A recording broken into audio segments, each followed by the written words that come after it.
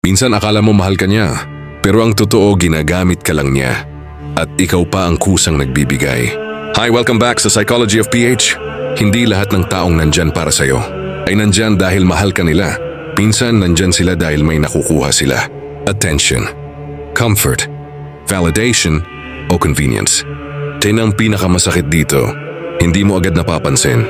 Dahil habang nagbibigay ka, akala mo nagmamahal ka.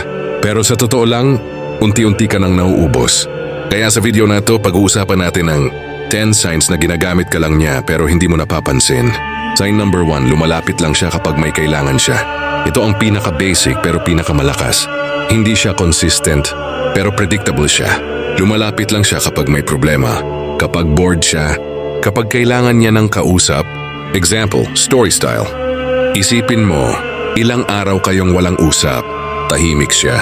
Tapos bigla magchat-chat siya. Uy, pwede ba kita makausap? Medyo down ako ngayon. Dahil may pakialam ka, nandyan ka agad. Pero pagkatapos mong ibigay ang oras mo, mawawala ulit siya. Parang walang nangyari. Deep explanation. Hindi ka niya hinahanap dahil gusto ka niya. Hinahanap ka niya dahil kailangan ka niya sa moment na yon. At kapag tapos na ang need niya, tapos na rin ang presence mo sa buhay niya. Mini-step para ma-extend mo sa video. Subukan mong hindi agad mag-respond. Tingnan mo kung babalik pa rin siya kahit wala siyang kailangan.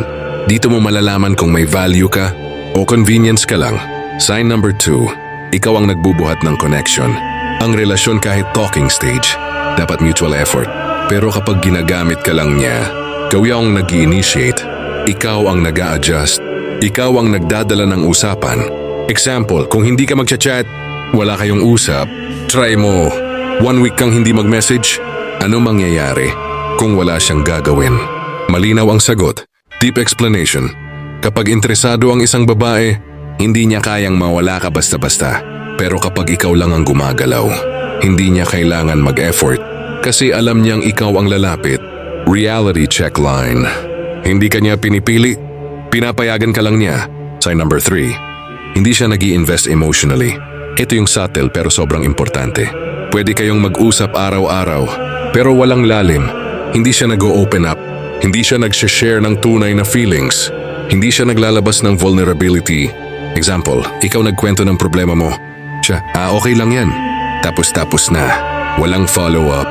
Walang concern. Walang effort intindihin ka. Deep explanation. Kapag may halaga ka sa isang tao, automatic na gusto niyang makilala ka deeper. Pero kapag ginagamit ka lang niya, sapat na sa kanya ang surface level connection. Kasi hindi ka niya balak seryosohin. Sign number 4, pinaparamdam niyang special ka pero hindi consistent. Ito ang pinaka nakaka-addict. May moments na sobrang sweet siya. May moments na parang ikaw lang ang importante. Tapos bigla, mawawala, magiging cold, parang wala kang value. Example, isang gabi sobrang deep ng usapan niyo. Parang may connection na. Kinabukasan, scene ka lang, deep explanation. Ito ang tinatawag na emotional inconsistency. At ang epekto nito sa utak mo, mas lalo kang naa-attach kasi hinahabol mo yung good moments. Parang sugal. Hinahanap mo ulit yung feeling na yon, kahit hindi siya consistent. Sign number 5, hindi kanya priority. Simple lang to. Kapag may mas importante, ikaw ang nawawala. Example, busy siya sa iba, may time siya. Busy siya sa'yo, wala siyang time. Iba ang trato. Deep explanation. Kapag gusto ka ng isang babae, gagawa siya ng paraan. Kapag hindi, gagawa siya ng dahilan. At kapag palagi kang nasa dulo ng listahan, hindi ka priority, option ka lang. Sign number 6, hindi siya nagko-commit kahit matagal na. Matagal na kayong magkausap, may connection na, may effort ka na. Pero kapag tinanong mo, ano ba tayo?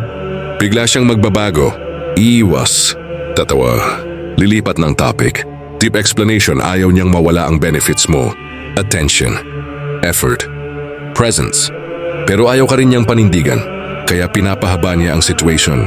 Sign number 7, ginagamit niya ang emotions mo laban sa'yo. Kapag alam niyang attached ka na, doon siya nagkakaroon ng control.